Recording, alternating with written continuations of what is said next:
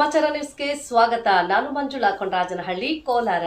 ಕಾಯಕ ನಿಷ್ಠೆ ಧರ್ಮದ ಬುನಾದಿಯಾಗಬೇಕು ಎಂದು ನಂಬಿದ್ದ ಬಸವಣ್ಣನವರು ವಚನಗಳ ಮೂಲಕ ಕಾಯಕವೇ ಕೈಲಾಸವಯ್ಯ ಎಂದು ಸಾರಿದ ಮಹಾನ್ ಚೇತನ. ಮಾನವ ಕುಲಕ್ಕೆ ಸಂದೇಶವನ್ನು ನೀಡಿದ ಬಸವಣ್ಣನವರು ಸಮಾಜಕ್ಕೆ ತನ್ನದೇ ಆದ ತತ್ವಗಳ ಮೂಲಕ ಸಾಮಾಜಿಕ ಸಮಸ್ಯೆಗಳ ಬಗ್ಗೆ ಜಾಗೃತಿ ಮೂಡಿಸಿದ ಮಹಾಸಂತರು ಎಂದು ಬಿಜೆಪಿ ಗ್ರಾಮಾಂತರ ಮಂಡಲ ಅಧ್ಯಕ್ಷರಾದ ಸಿಕಲ್ ಆನಂದಗೌಡ ತಿಳಿಸಿದರು.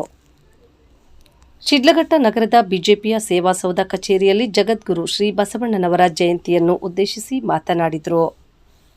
ಬಸವಣ್ಣನವರು ಸಮಾಜ ಸುಧಾರಕರಾಗಿ ತಮ್ಮ ಕಾವ್ಯ ಮತ್ತು ಬರವಣಿಗೆಯ ಮೂಲಕ ಸಾರ್ವಜನಿಕರಲ್ಲಿ ಸಾಮಾಜಿಕ ಸಮಸ್ಯೆಗಳ ಬಗ್ಗೆ ಜಾಗೃತಿ ಮೂಡಿಸಲು ಅವಿರತವಾಗಿ ಶ್ರಮಿಸಿದರು.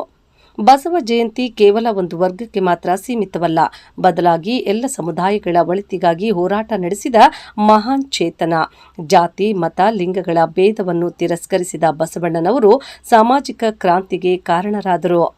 ಬಸವಣ್ಣನವರನ್ನು ಜಗಜ್ಯೋತಿ ಬಸವೇಶ್ವರ, ಕ್ರಾಂತಿಯೋಗಿ ಬಸವಣ್ಣ, ಭಕ್ತಿ ಭಂಡಾರಿ ಬಸವಣ್ಣ, ಮಹಾ ಮಾನವತಾವಾದಿ ಎಂದು ಸಹ ಕರೆಯಲಾಗುತ್ತದೆ ಎಂದು ತಿಳಿಸಿದರು.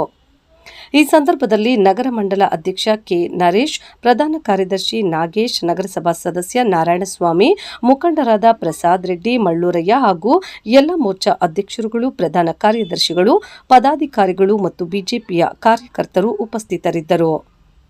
ವರದಿ ಮಳಮಾಚನಹಳ್ಳಿ, ಗೋವರ್ಧನ್.